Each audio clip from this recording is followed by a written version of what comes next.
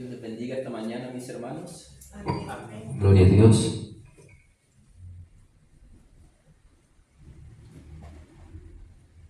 Contento y expectante a lo que Dios nos quiera decir esta mañana. Amén. Amén. Porque hemos venido a adorarle, pero también a buscar de su provisión, cierto, de su palabra, la cual nos hace tanta falta todos los días. Amén.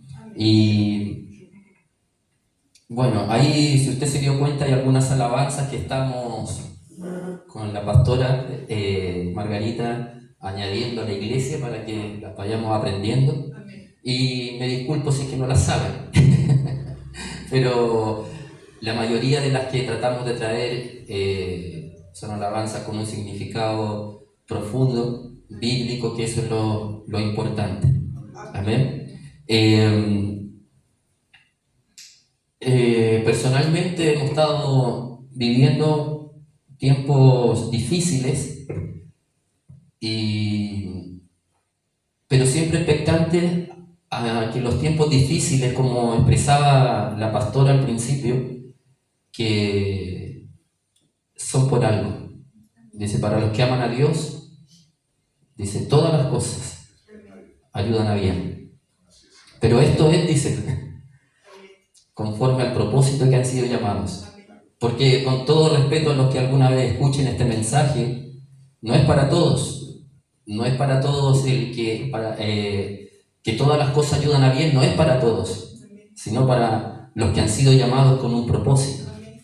Y cuando me refiero no es para todos, me refiero a los que no son hijos, a los que no son hijos de Dios. Con esto no estoy siendo despectivo, como de alguna forma poniendo a un lado a las personas que aún no son salvas, no, sino que de acuerdo al texto es para los que aman a Dios, para los que tienen un propósito en Dios, todas las cosas, sin excepción. Enfermedades, problemas económicos, problemas con la familia, problemas no resueltos, como decía la pastora, que no debemos traer, ¿cierto?, el pasado, porque el enemigo, una de las cosas que atormenta al hombre y al Hijo de Dios es con el pasado. No nos permite vivir el presente. Por eso Jesús, cuando Él estuvo en la tierra, y una de las cosas que enseñaba, dice que cada día tenga su propio mal o su propio afán. Él nos enseñó a vivir en el presente. Más de alguna vez usted ha escuchado por qué se llama presente. Cuando usted llega Navidad, ¿cierto?, o el cumpleaños, usted dice, te traje un presente, ¿cierto? ¿Lo ha escuchado eso? Y entonces el presente es un regalo, en el cual este momento, cada segundo es como, digámoslo de alguna forma, aunque todo le pertenece a Dios, este es el momento en que yo debo disfrutar porque es mi momento, pero el pasado ya pasó y el futuro aún no nos pertenece. Por eso es un regalo el presente. Y como en algún momento también lo expresamos, las personas viven en depresión por un pasado no resuelto y viven ansiosos por un futuro que quieren resolver. Entonces, el enemigo quiere que nosotros vivamos en esa condición, en depresión y en ansiedad. Y es importante que a través de la palabra podamos entender que Dios tiene todos los días algo nuevo y bueno para nosotros. Dice que sus misericordias son nuevas cada mañana. Cuando usted se levanta, la misericordia de Dios se expande y se mueve a favor nuestro. Cuando cantábamos la atmósfera cambiando está, ¿cierto?, este ambiente, porque llegamos a veces en un ambiente no carnal, digamos lo carnal, sino natural, porque llegamos quizás con los problemas de la semana o algún tema personal, familiar, y entramos acá en esa condición. Pero cuando mi corazón se inclina a Dios en adoración, antes de la palabra, sino en lo que cantamos se hace vida en nosotros, empieza a hacerse visible a través de nuestro comportamiento y nuestro agradecimiento de Él. Entonces el ambiente cambia. Hay una atmósfera espiritual que empieza a envolver este lugar y empieza a llenar nuestras vidas, porque creemos y confesamos en lo que estamos cantando. Amén. Por eso es tan importante que cuando cantamos, dice Pablo, creo que enseña que debemos cantar con el entendimiento. No solo porque la alabanza es bonita o porque me gusta, ¿cierto? Sino porque cada letra tiene un significado que puede ser poderoso, es poderoso y se hace vida en nosotros. Amén. Lo que quiero compartirles esta mañana es un mensaje que lo tengo hace como un mes, por lo menos. Como yo le expresaba en algún momento, estoy muy grato y contento por la confianza que me da el obispo Hernán y también el obispo Abacus de poder estar en este lugar y poder transmitirles una palabra. Y siempre de alguna forma estoy preparando un mensaje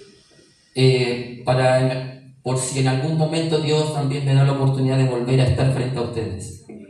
Y este lo tenía preparado y ayer, mientras lo volvía a leer durante esta semana, a leer, a releer y a ver algunas cosas, yo creo que a usted le pasa que usted lee un versículo, pero como que lo vuelve a leer y es como que no lo hubiese leído, no sé, es como que algo más había dentro de ese pequeño versículo. Y me gozaba porque encontraba detalles que llenaban en ese momento, llenaban mi vida y me daban también esperanza. Y el título es La transición de su presencia. Vamos a ir a Génesis capítulo 1.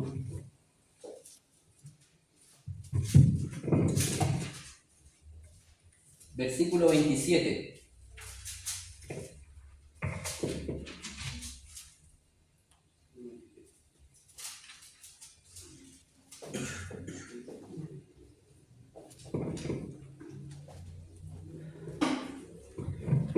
Mi hermana ya oró. Lo invito a ponerse en pie para leer su palabra. Génesis capítulo 1, versículo 27 al 30. Y creó Dios al hombre a su imagen, a imagen de Dios lo creó, varón y hembra lo creó. Y los bendijo Dios y les dijo: fructificad y multiplicaos, llenad la tierra y sojuzgadla, y señoread en los peces del mar, en las aves de los cielos, y en todas las bestias que se mueven sobre la tierra. Y dijo Dios: he aquí que os he dado toda planta que da semilla, que está sobre toda la tierra, y todo árbol en que hay fruto y que da semilla, os será para comer. Y a toda bestia de la tierra, y a todas las aves de los cielos, y a todo lo que se arrastra sobre la tierra, en que hay vida, toda planta verde les será para comer. Y fue así. Puede tomar asiento, por favor. Quiero introducirlo un poquito. ¿Por qué el título es La transición de su presencia? Transiciones de tránsito o de viaje, de camino. Entonces, cuando Dios, en su gran amor, quiso llegar al hombre, a usted, a mí, Él ideó un plan desde antes de la fundación de los tiempos. Miren, antes de seguir en esta parte, ¿por qué Dios tuvo que idear un plan para llegar al hombre y de la forma que Él lo hizo? Si yo cargo mi celular, ¿qué uso para cargar mi celular? Un cargador, pero ¿funciona cómo? Funciona como un transformador. Porque si lo conecto a mi celular a la corriente directa, ¿qué va a pasar al celular? se quema. Entonces, Dios tuvo que usar un transformador espiritual para llegar al hombre. Por eso muchos dicen, y sobre todo los ateos dicen, ¿y dónde está Dios? ¿Cierto que ellos se preguntan? Si Dios hablara de forma audible en estos tiempos, la tierra hasta yo creo que se desintegra. Entonces, Dios tuvo que usar un conductor, un transformador espiritual para que usted y yo pudiésemos conocerle. Y permítame decirle esto, ese transformador le podemos llamar Jesucristo. Era la única forma de que su esencia y su poder mismo pudiera habitar en un hombre para que pudiésemos conocer a Dios a través de Jesús del hombre. Por eso es que verle cara a cara o que su manifestación del 0,1% el hombre la pudiese manifestar o vivir, no vive para contarlo. Amén. Entonces, para más o menos interiorizarlo en lo que esta mañana Dios quiere hablarnos, vamos a abocarnos a algunos hombres, porque usted me dirá más adelante cuando vayamos en la mitad del mensaje, y como usted también estudia la Biblia, usted dirá, ¿y dónde quedaron estos personajes? Entonces vamos a hablarlo en un orden cronológico, pero de los personajes más importantes. ¿Amén? Trataré de ser lo más claro posible, pero recuerde que el título es la transición de su presencia. Amén. Es el camino de Dios del cielo. Voy a adelantarme un poquito en esto para que usted. Es la transición del camino del cielo a la tierra y al corazón del hombre. Del cielo a la tierra y al corazón del hombre. Y todo lo hizo Dios por amor a usted y a mí. Amén. La primera interacción o comunicación fue con Adán. Y esto lo vamos a ver aquí en el versículo 27, en Génesis 1:27. Y creó Dios al hombre a su imagen, a imagen de Dios lo creó. Varón y hembra lo creó, y lo bendijo Dios y le dijo. Primera interacción que tuvo con el hombre fue con Adán, en el cual dice, y le dijo. Quiere decir que le habló. Amén. Aquí en Génesis capítulo 1, versículo 27, es la primera experiencia más cercana que tuvo Dios con el hombre, en la cual primero, ¿qué hace? Es bendecirlos y luego darle órdenes y directrices.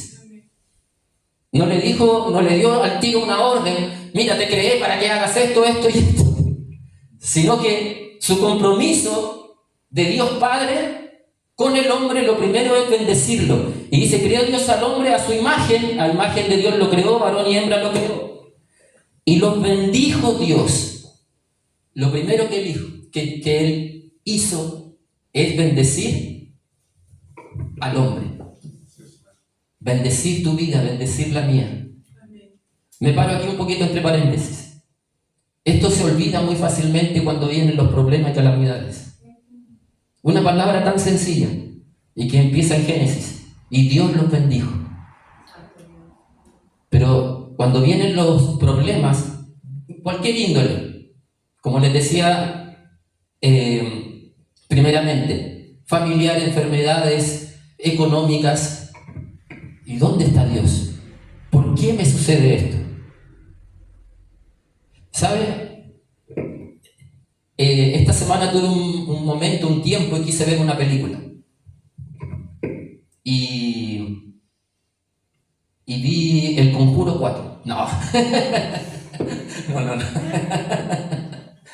No, nunca me han gustado las películas de terror, pero quería ver su cara. Que hace rato no me reía, no.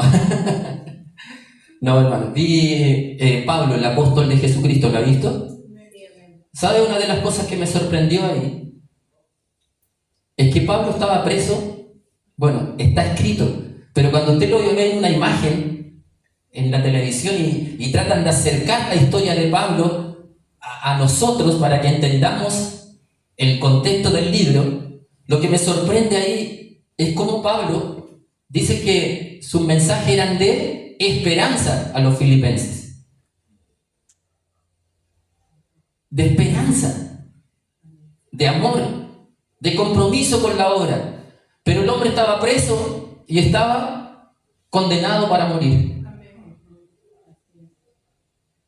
Me dio vergüenza ver la película en ese momento, un poco. Para serlo honesto, hasta me puse a llorar. Porque de repente piensa uno en los problemas que tiene uno.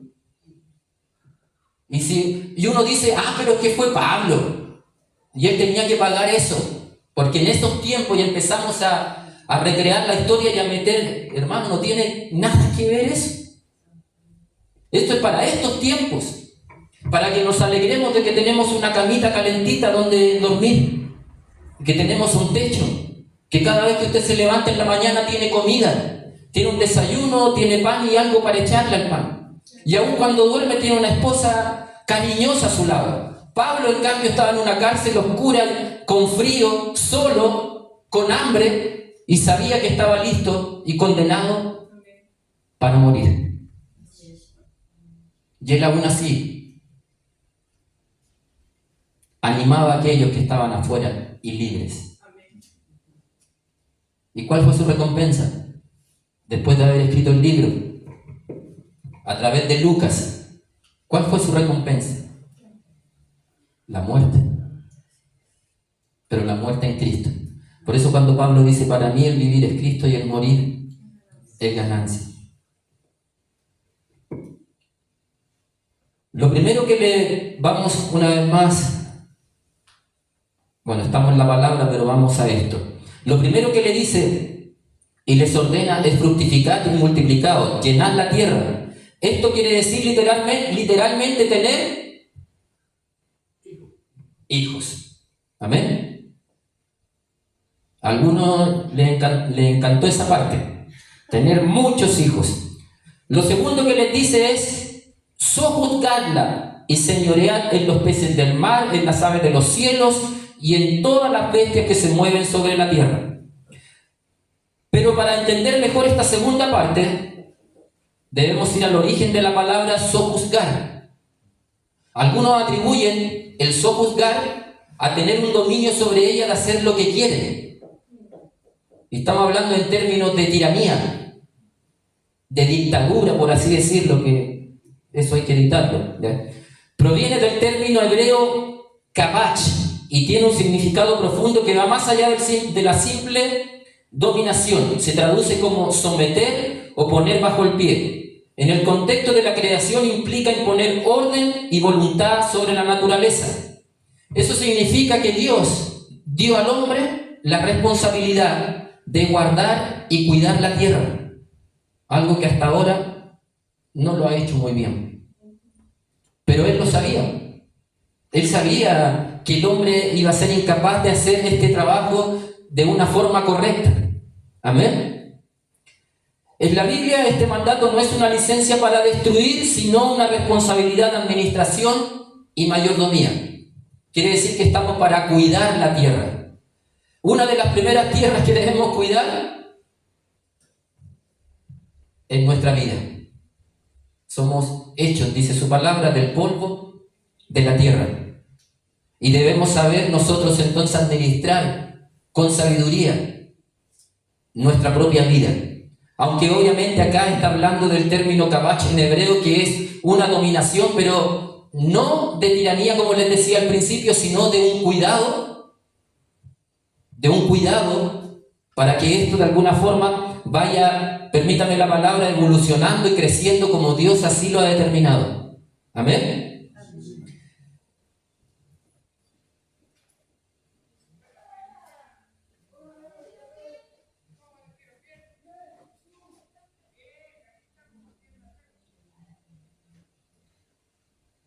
Ahora nos vamos a saltar en el versículo, en Génesis capítulo 6, versículo 13. Aquí habla de otro varón que es Noé. Pero usted me va a decir, por eso esto es lo que le presentaba yo en delante, entre Adán y Noé, ¿qué hombre importante hubo? hablemos de importante, porque estuvo Abel, estuvo Set, pero hubo uno, yo diría que lo hablamos de forma importante en términos de lo que le sucedió, que fue Enoc. Dice que Enoc fue traspuesto, o sea, Dios se lo llevó en vida. Pero no habla más que eso, habla muy poco, y después en el Nuevo Testamento se refieren a Enoc, pero no hay un libro apócrifo de Enoc. Pero como no es algo que históricamente sea tan fidedigno, no se añadió, ¿cierto?, a la Biblia. Por eso también en este momento yo no me quise tomar de Enoc, pero sí del personaje que leemos aquí en Génesis capítulo 6.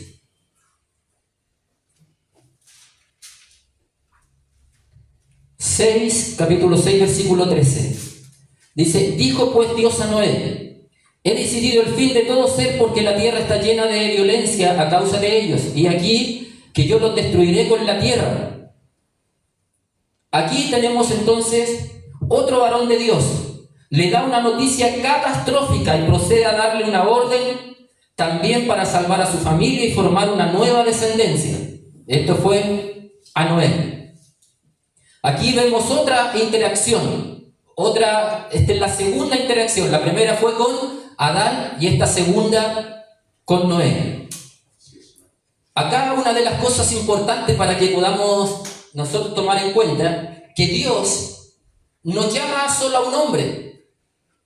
Aquí podemos ver en el primero Adán,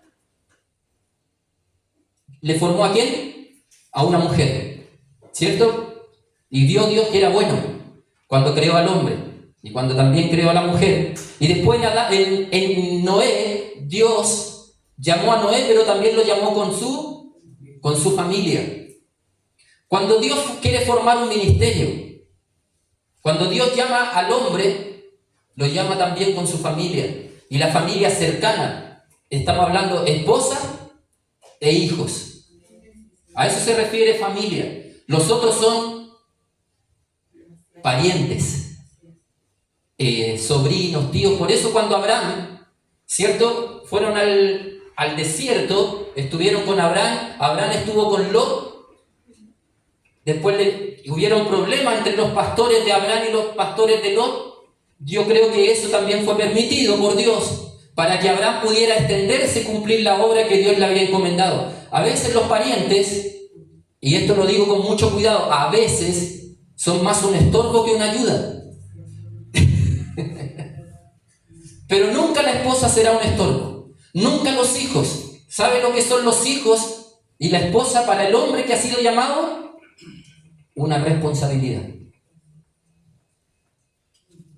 Una responsabilidad de amor, de luchar por ellos y llevarlos para que también se cumpla el propósito.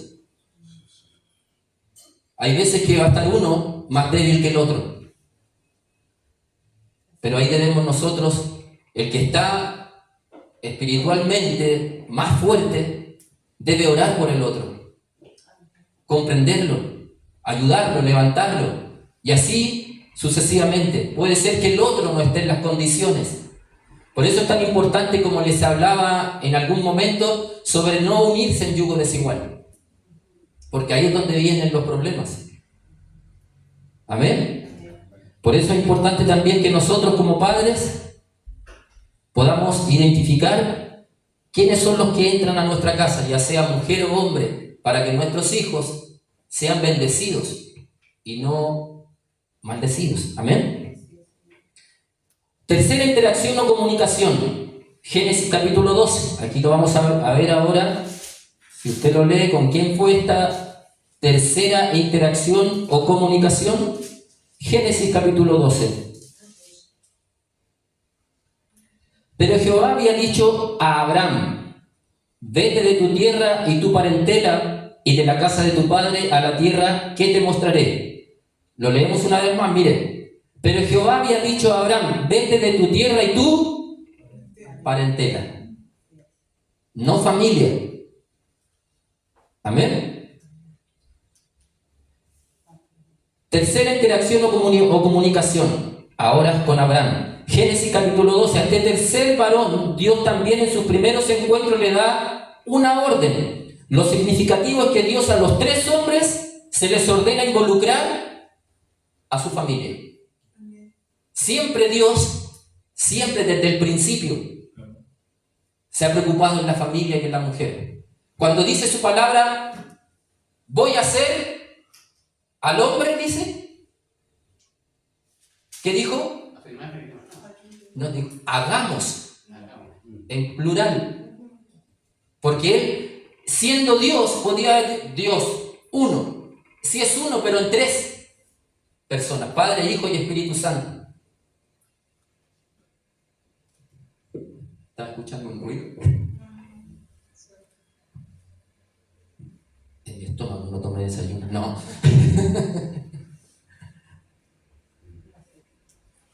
También en sus primeros encuentros le da una orden. Lo significativo es que Dios a los 3 hombres les ordena involucrar a su familia. Note esto importante: familia directa, esposa e hijos. Como ministros del Señor, en todo mandato que Él nos dé, debemos involucrar a nuestra esposa, ya que el primer ministerio es nuestro matrimonio. Mis pastores, mis obispos acá, ellos lo saben. Pero igual lo digo, el primer ministerio para el pastor es su esposa. En representación de como Cristo amó, dice, a la iglesia. Y la iglesia es el simbolismo o un símil de su esposa, la cual dice su palabra que se entregó a sí mismo por ella, hasta la muerte, y muerte de cruz. Amén. Génesis capítulo 22.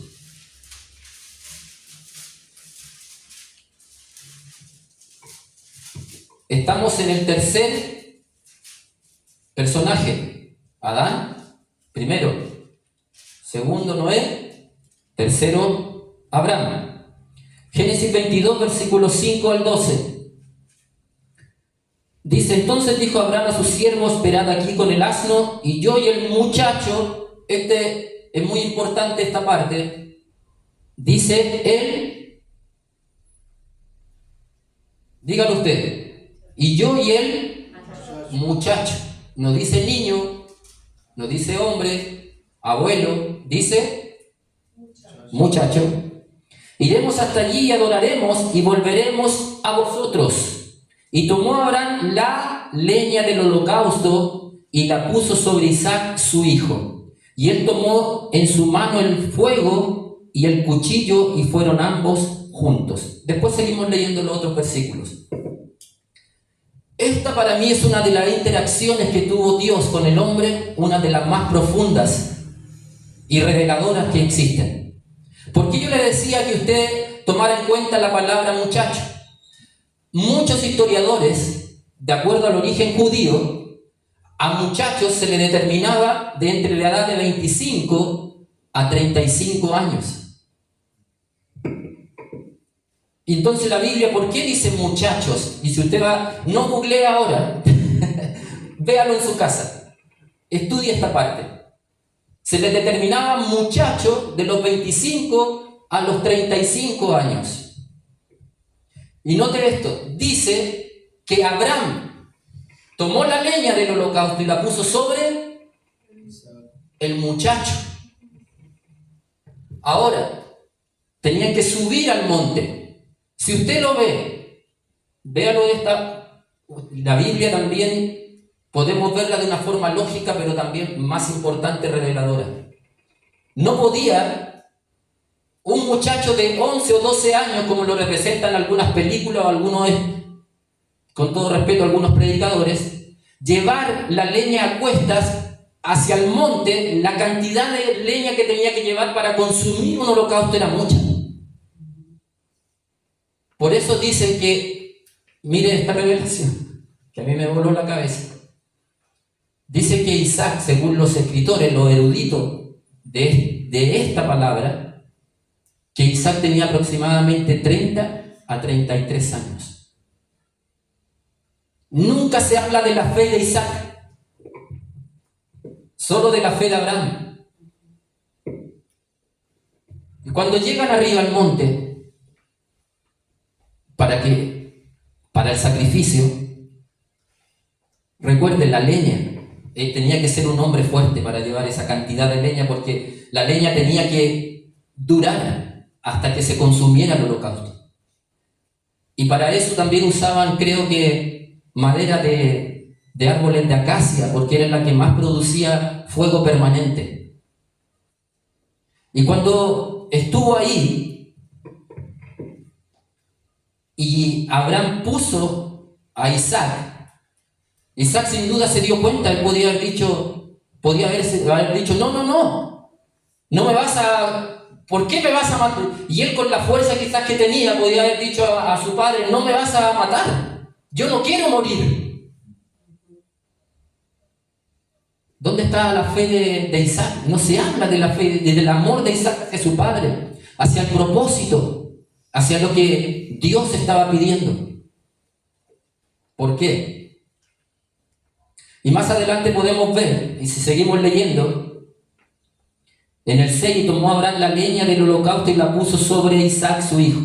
Y él tomó en su mano el fuego y el cuchillo, y fueron ambos juntos. Entonces habló Isaac a Abraham, su padre, y dijo: Padre mío. Y él respondió: heme aquí, mi hijo. Y él dijo: he aquí el fuego y la leña, mas ¿dónde está el cordero para el holocausto?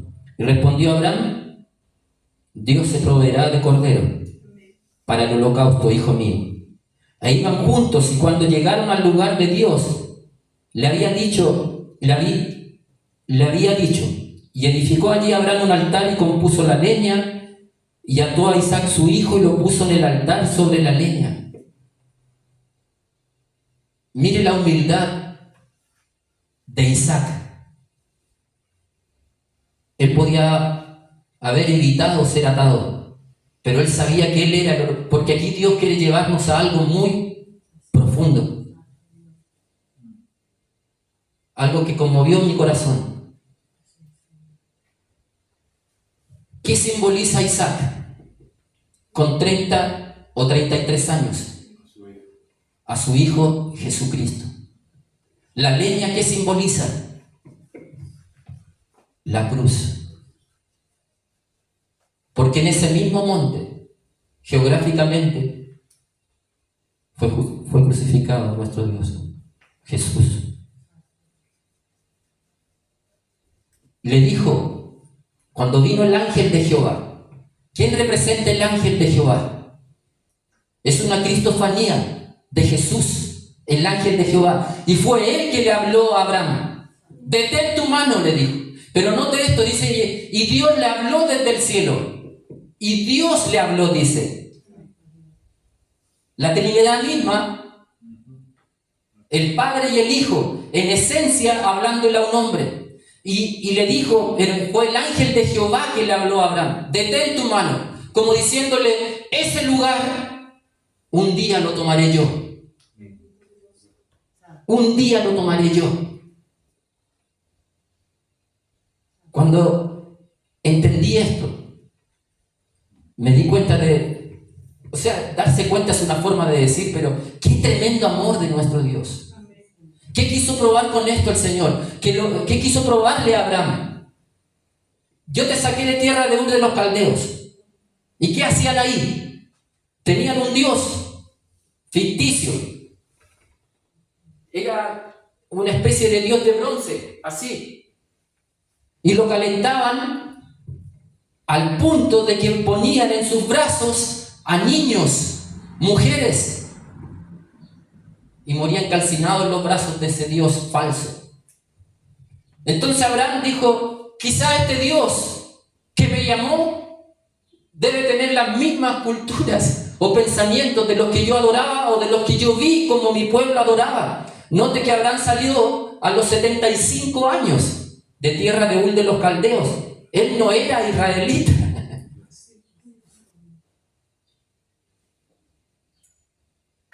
Y él dijo: bueno, si este Dios me lo pide, yo toda mi vida desde niño vi cómo sacrificaban. Ahora debe ser lo mismo. Y no, eso es lo que quiso mostrarle Dios. Yo no soy como esos dioses de los que pide esta clase de sacrificios. Soy de aquel Dios que ama y que se entrega a sí mismo. Y yo un día tomaré el lugar de tu hijo.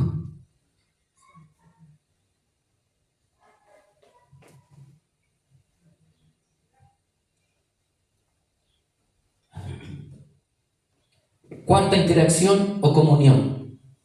Génesis capítulo 28.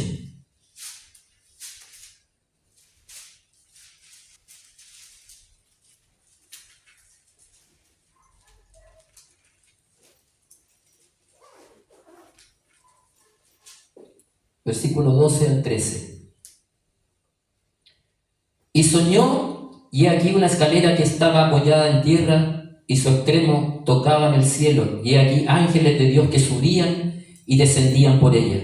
He aquí Jehová estaba en lo alto de ella, el cual dijo: yo soy Jehová, el Dios de Abraham, tu padre, y el Dios de Isaac. La tierra en que estás acostado te la daré a ti y a tu descendencia. Esta es la cuarta interacción que Dios tiene ahora con otro varón: Adán, Noé, Abraham y ahora Jacob. Pero note esto. Esta fue una de las primeras experiencias fuertes, gloriosas que tuvo Jacob al oír la voz de Dios en un sueño. Pero recuerde, fue un sueño. Pero más adelante su experiencia sería mucho más impactante, ya que sería cara a cara con Dios, con el ángel de Jehová. Como les decía anteriormente, una cristofanía de Jesús. Y esto lo vamos a ver en Génesis capítulo 32, versículo 24. Así quedó Jacob solo y luchó con él un varón hasta que rayaba el alba. Usted ya conoce la historia, amén. No lo vamos a seguir leyendo más abajo. Primero, la interacción que tuvo con Jacob fue en un sueño, donde Dios le hace una promesa sobre la tierra que le iba a heredar. Pero aquí más adelante, en el capítulo 32, ahora ya no es un sueño, es una experiencia real, cara a cara, con Jesús. Pero note esto es súper importante. No era Jesús, era el ángel de Jehová. Usted dirá, pero ¿cómo si el ángel de Jehová lo representa a Jesús? Sí, pero no era Jesús aún, porque Jesús es el Dios encarnado en el Nuevo Testamento. Este es el ángel de Jehová, que es Jesús, pero no en el futuro. Amén. Es para que se entienda el contexto de lo que estamos hablando. Y podemos ver una experiencia en la cual este hombre oró y oró, porque eso es lo que representa la pelea que tuvo con el ángel, cara a cara. Yo no sé, y quiero detenerme un poquito aquí.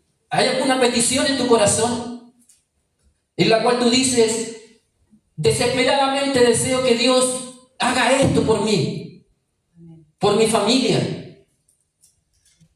No sé cuál es la realidad en tu corazón que estás viviendo, que hay una desesperación en tu corazón, en tu vida.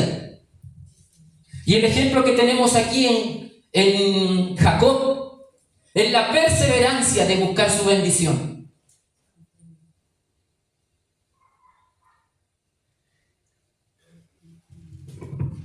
Usted se preguntará, pero si Dios sabe todas las cosas, con tal que le pida un poquito, con 5 minutos de oración, el Señor me lo debería conceder. Es que el punto no es ese, la cantidad de tiempo, sino el anhelo y la desesperación que tú tengas por lo que estás pidiendo haya un resultado. Pero no me quiero abocar a algo material, ni siquiera a un sueño personal, sino algo mucho más, algo que trasciende. Yo no sé qué es lo que puede hacer. Un hijo que tú desees que se convierta y que Dios lo use. Pedirás diciendo, Señor, usa a mi hijo. Si lo estás viendo que va al abismo, que se está perdiendo, ¿cómo lo vas a pedir? Con lágrimas, de rodillas, llorando y creyendo.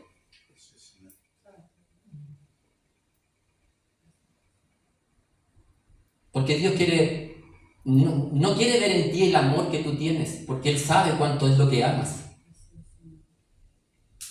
Él quiere incrementar su presencia en tu vida y esa pasión por los que se pierden. ¿Y cuánto más? ¿Y cuánto más cuando son los de tu casa?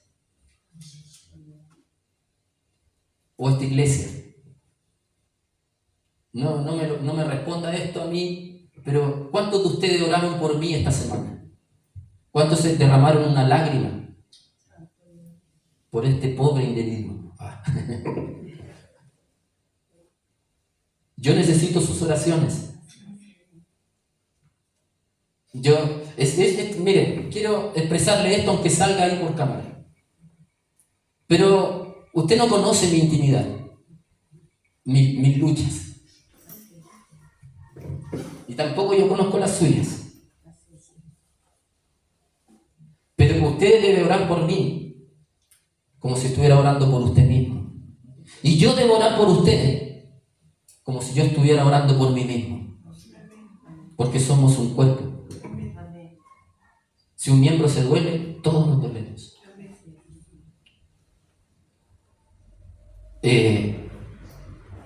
A veces no es fácil estar acá. Esta semana yo le preguntaba al Señor, le decía, Señor, ¿estás seguro? No estoy hablando de pecado, hermanos. Estoy hablando de lo débil que muchas veces es uno y tiene que entregar fortaleza, fe, esperanza. Y por eso yo me quebré tanto con la película de Pablo. En cierto modo me animó. En la circunstancia y en la situación que te encuentres, tienes el deber de dar esperanza a otros. Amén. Quinta interacción o comunión. ¿Quién cree usted que podría venir después de Jacob? Ese mismo. ¿Quién lo dijo? Lo dijo mi hermano José. Es porque es José. Amén. Génesis capítulo 37. Amén.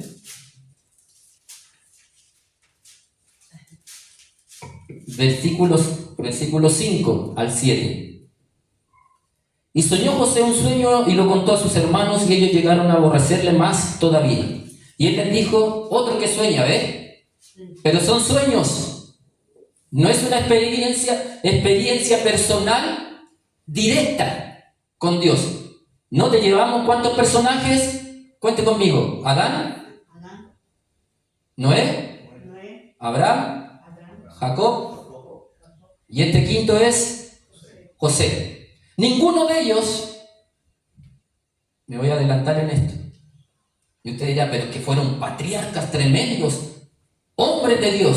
Pero ninguno de ellos ha tenido la experiencia que tú has tenido.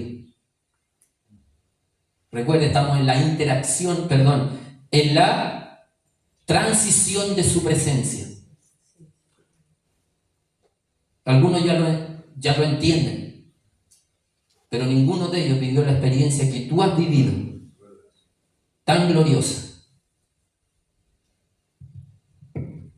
Versículo 5 estábamos, versículo 6. Y él les dijo, oíd ahora este sueño que he soñado.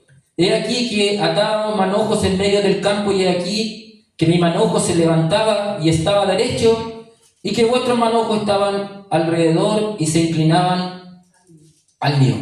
Aquí tuvo un sueño, José, esta historia es muy conocida, usted ya la sabe de memoria, de un joven que Dios a través de sueños ya le estaba hablando y preparando para libertar a su pueblo y al mundo entero de la hambruna que venía por 7 años. Pero para eso, ¿qué sucedió? Dios tuvo que permitir que sus hermanos, aunque ya estaba en el corazón de los hermanos, por eso, miren, entre paréntesis, todas las cosas que parecen malas, como decíamos al principio y como lo decía la pastora, todas las cosas para los que aman a Dios ayudan a bien. Esto que hicieron los hermanos, Dios lo permitió, pero no es que Dios haya dicho, ya, voy a poner maldad en ellos para que lo metan a la cisterna y luego lo vendan. No, como Dios conocía el corazón de ellos, ya tenía un plan de antemano preparado Dios. Porque a veces pensamos, Dios mandó esta calamidad. No, Dios lo que hace es de esa calamidad moverse en bien para la obra de sus hijos. Dios no te enferma. Si te enfermaste, Dios de algo va a sacar de eso, Él. Se va a mover para bien para tu vida.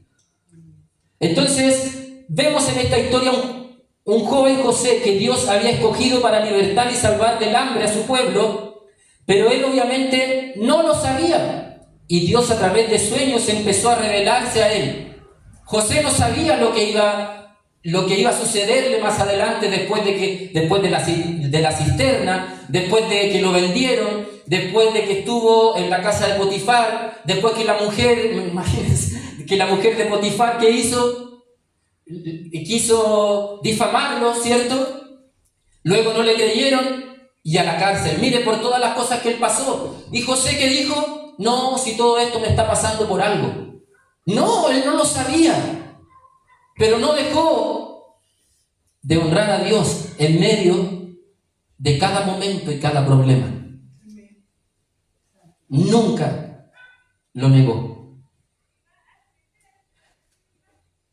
Pero note esto, seguimos, leemos un poquito más adelante. En Génesis 39, versículo 4, dice: así halló José gracia en sus ojos y le servía, y él lo hizo mayordomo de su casa y entregó en su poder todo lo que tenía. Esta es la casa de Potifar.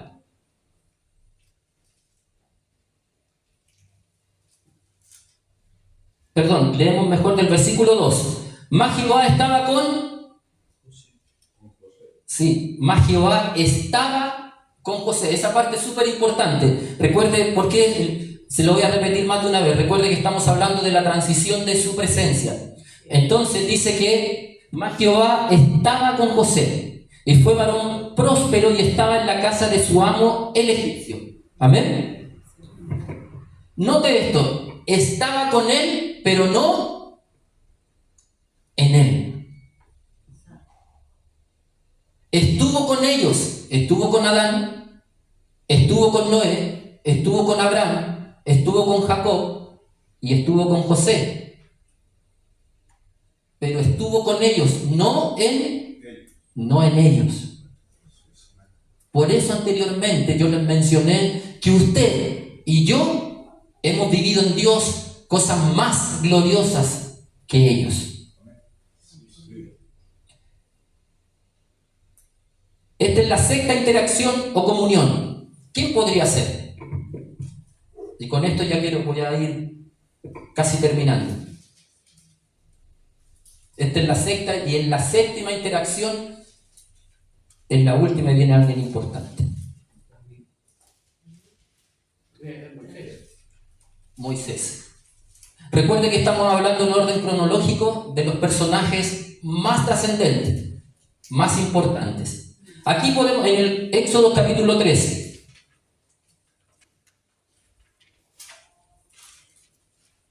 Éxodo capítulo 13.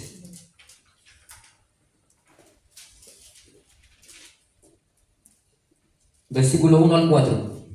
Apacentando Moisés las ovejas de Jetro, su suegro, sacerdote de Madián, llevó las ovejas a través del desierto y llegó hasta Horeb, monte de Dios. Y se le apareció el ángel de Jehová en una llama de fuego en medio de una zarza. Y él miró y vio que la zarza ardía, y el fuego ardía en fuego, y la zarza no se consumía. Permítame leer esto una vez más. Y se le apareció ¿quién? El ángel de Jehová. Amén. Tenemos uno ahí. Versículo 3. Entonces Moisés dijo: iré ahora y veré esta grande visión. ¿Por qué causa la zarza no se quema? ¿Qué es lo que ardía? Y primero, ¿quién le habló? El ángel de Jehová. No Jehová, el ángel de Jehová. Viendo Jehová que él iba a ver, lo llamó Dios en medio de la zarza y dijo: Moisés, Moisés, y él respondió: heme aquí. ¿Cuántos personajes hay? 3, en una interacción. Le habló el ángel de Jehová, la zarza ardía, y cuando vio que Moisés se acercaba, ¿quién le habló en medio de la zarza? Dios. La perfecta Trinidad interactuando con un hombre común y corriente. Interactuando. Estaba con él. Y mire esto, ¿quién era Moisés? 40 años. Huyendo. Como fugitivo, porque había matado a un hombre. Había sido en Egipto. En Egipto mató a un hombre. Y huyó al desierto, estuvo 40 años de fugitivo. Un asesino fugitivo. ¿Y qué dijo Dios? No, a este no lo voy a considerar porque es un asesino y más encima un fugitivo de la ley. Dios nos quiere dar a entender a nosotros que Él puede usar a quien quiere y cuando quiere y como quiere. Mientras nosotros estemos dispuestos en nuestro corazón a arrepentirnos y a decirle: Señor, aquí está mi vida. Ven, interactúa conmigo, lléname. Por eso a través de la palabra tenemos el conocimiento de entender a quiénes y cómo es que llega Dios al hombre. Para Dios no hay un límite, porque Él es soberano. Llamó a Abraham, como es.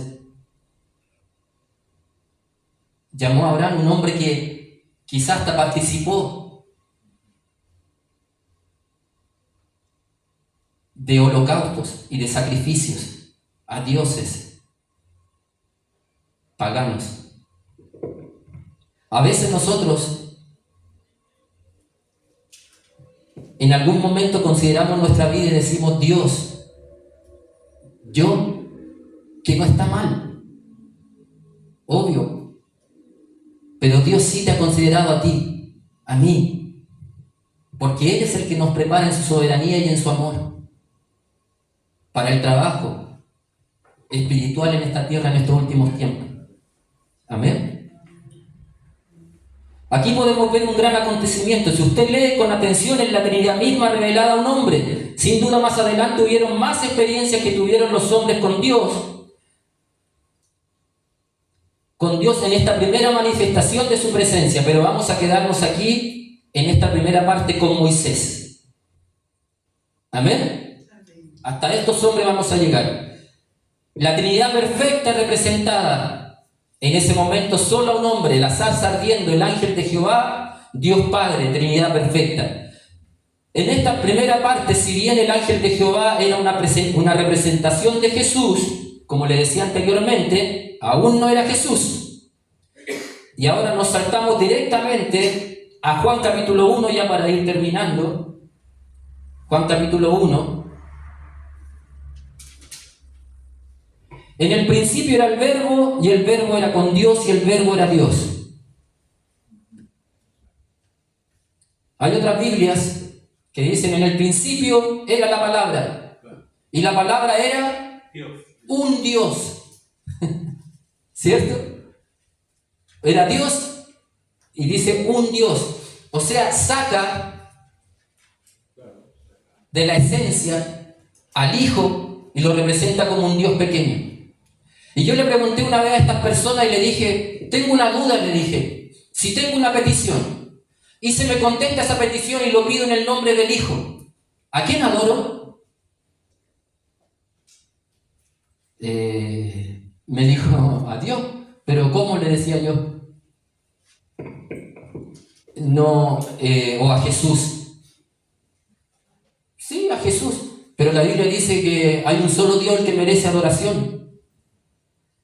¿Se entiende? Amén. Y nosotros entendemos que en el principio era el Verbo, que es Dios, Jesús. Y el Verbo era con Dios, que es Jesús. La palabra era Jesús. Y el Verbo era Dios. Es el mismo. Solo que para algunas mentes esto no puede entenderse. En esencia, que el Padre, el Hijo y el Espíritu Santo sea Dios mismo. Pero como les decía anteriormente, en el principio, tiene que haber este transformador espiritual. Porque si no, si la misma presencia de su poder se presenta ante un hombre o viene aquí a la tierra, esta tierra no soportaría su poder y seríamos todos destruidos. Amén. Juan capítulo 1, ahora versículo 14. Dice, y aquel verbo fue hecho carne, y habitó entre nosotros, y vimos su gloria, gloria como la del unigénito del Padre, lleno de gracia y de verdad. Antiguamente, ustedes saben que el pueblo de Dios tenía que levantar el tabernáculo, levantarlo, seguir viajando, y después volver a ponerlo y volver a levantarlo. Eso era su peregrinaje hacia la tierra prometida. Solo en el tabernáculo es donde habitaba la presencia de Dios. Y solo un hombre podía entrar una vez al año. Y si no estaba ese hombre preparado y limpio, había que sacarlo, ¿cierto? Con la cuerdita que lo ataban en sus tobillos. Y si las campanitas de su traje dejaban también de tocar, es porque el hombre había caído muerto y había que sacarlo. Ahora dice que el verbo hecho carne habitó entre nosotros. La presencia estaba solo en el tabernáculo en ese tiempo. Pero esa palabra habitó es habitación, que viene del griego tabernáculo. Ahora, la presencia ya no hay que ir para ese tiempo. Ahora la presencia dice que se movió entre los hombres. Se tabernaculizó. El tabernáculo estaba hecho de pieles de animal. La rodeaban, o estaba hecho de pieles de animales. Por fuera. Por fuera no era muy atractivo, pero por dentro era hermoso. Note esto, por fuera no era muy atractivo el tabernáculo, pero por dentro era hermoso. Así Dios lo ordenó que lo hicieran. Pero ¿por qué lo hizo así Dios? Con cada detalle. Porque Él en algún momento Él sabía que iba a venir a esta tierra y tenía que Él hacerse tabernáculo a través de un hombre llamado Jesús. Y tenía que envolverse ahora en piel de animal, en piel de hombre, su presencia se envolvió. Y por fuera dice su palabra que no era, según Isaías, sin apariencia, no era atractivo, pero en esencia, hermoso. Lleno de poder, de gloria, de hermosura. Pero ahora ya no había que ir. Ahora el tabernáculo se movía entre los hombres. La transición de su presencia cada vez se hacía más cercana. Primero era la voz audible de Dios. Ya estamos casi terminando. La voz audible de Dios. Después, a través del ángel de Jehová, ya casi visible en espíritu. Y ahora era visible a través de Cristo. Cada vez Él se fue acercando más al hombre en su amor, solamente para tenerte a ti y a mí con Él para siempre, por la eternidad. Amén.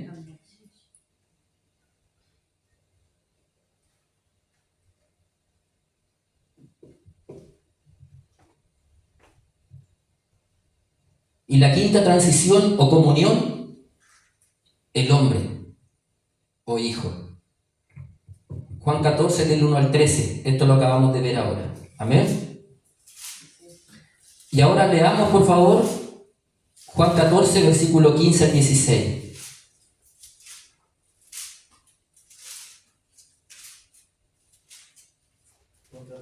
Juan 14.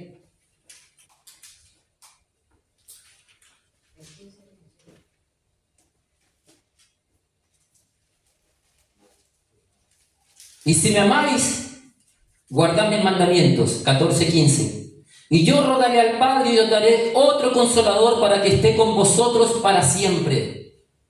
Con ellos estuvo con ellos. Por eso la gloria es mayor, porque ahora el Padre, su misma presencia no está con nosotros, está en nosotros. Y envió a su Hijo para morir Y cuando Él murió, prometió estar con nosotros para siempre. ¿A través de qué?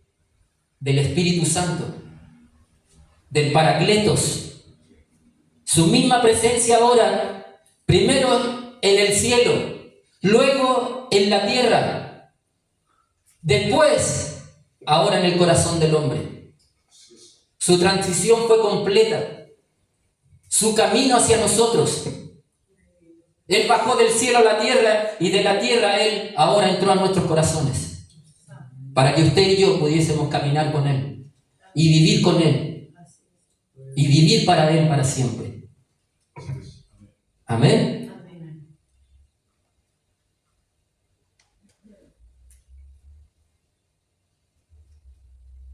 Con este versículo terminamos. ¿Por qué hizo todo esto el Señor? ¿Por qué Dios se comprometió con el hombre para hacer todo esto? Quizás termine con algo tan superficial, pero si usted sé que en su espíritu lo analiza, hablemos de un hombre santo. Santo me refiero a que sirve al Señor, un hermano comprometido con Dios y soltero. ¿Qué hace para...? Y es soltero, entonces quiere una novia. Para llegar al punto de la intimidad. Y esto lo digo con mucho respeto, sabemos adultos acá. No la agarra de la mano y la tira a la pieza y la acuesta en la cama. Porque es santo. Hace lo que el Padre hizo. Primero empieza a conquistar su corazón, ¿cierto? Gradualmente, de a poco. Un coqueteo, quizás digámoslo así, santo, no impuro, porque quiere algo con ella, algo, permítame de nuevo repetir la palabra, algo santo, algo por siempre. Entonces el coqueteo es limpio, es puro. Después de eso, salen juntos para que él lo pueda conocer a él y le diga: mira, yo soy el hombre para ti, soy un hombre que desea lo mejor para ti, porque ya te amo ahora, no te amo en la intimidad, te amo en este momento. Y luego la encamina por un cierto tiempo, le muestra su corazón. Ella se enamora, llegan al altar, se casan y luego se consuma el momento. Es lo que Dios ha hecho con nosotros y con su esposa, que es la iglesia. Gradualmente Él fue conquistando el corazón del hombre, desde el cielo a la tierra, y luego nuestro corazón le dijo: todo esto es para ti, toda la tierra, pero debes sujuzgarla con autoridad, con respeto y con amor. Amén. Leemos 14:3, del 1 al 3. No se turbe vuestro corazón. Creéis en Dios, creéis también en mí. En la casa de mi Padre muchas moradas hay. Si así no fuera, yo os lo hubiera dicho. Voy pues a preparar lugar para vosotros, para su esposa. Y si me fuere y os prepararé el lugar, vendré otra vez y os tomaré a mí mismo. Se tomará a sí mismo porque nosotros somos uno en Cristo. Por eso dice: ya no son más dos en el matrimonio, sino uno. Y la iglesia como esposa, un símil de la esposa con Dios, que es el esposo, dice, por eso dice: me tomaré a mí mismo. Amén. Para que donde yo estoy, vosotros también estéis. ¿Cuál fue el viaje de nuestro Dios? Desde el cielo a la tierra, entró y tomó nuestro corazón para llevarnos donde está Él. Todo fue una transición gradual de amor para llevarnos con Él hasta este tiempo. 1. Espíritu audible, Dios. 2. Ángel de Jehová, Cristofanía. 3. Jesús, Dios encarnado. 4, Espíritu Santo, el Paracletos, el Consolador. Y 5, Dios como nuestro esposo y nuestro Rey. Póngase en pie, por favor.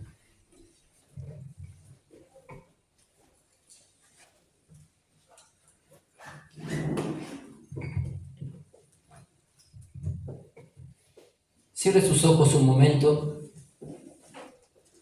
Dele gracias a Dios por haberle escogido.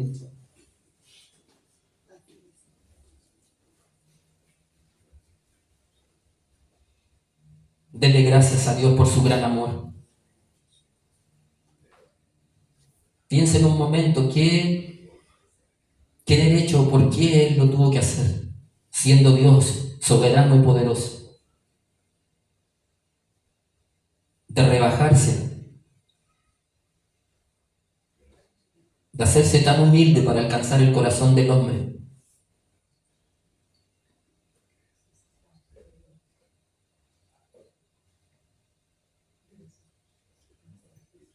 Un día estaremos con Él.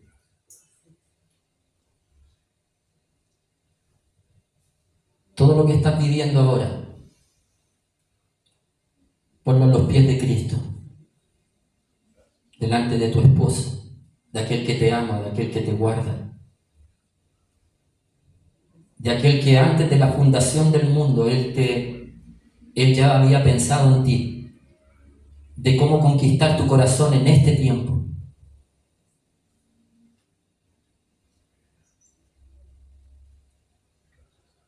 Gracias, Señor, porque ahora ese tabernáculo soy yo. Porque mi vida, Señor, tú la has convertido en tu habitación. Tu Espíritu Santo mora en mí, tu Espíritu Santo mora en mis hermanos. Gracias por esa transición, Señor, en la cual ya no debemos ir a un lugar específico, porque somos tu tabernáculo, Señor, el lugar de tu presencia.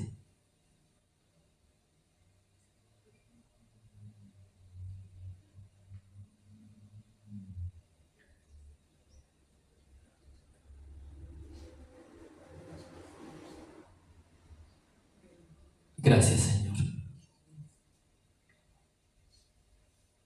Padre, gracias por este tiempo en que tú me das para compartir, Señor, tu palabra. Gracias por tu amor. Gracias, Señor. Gracias porque usted es bueno, Señor.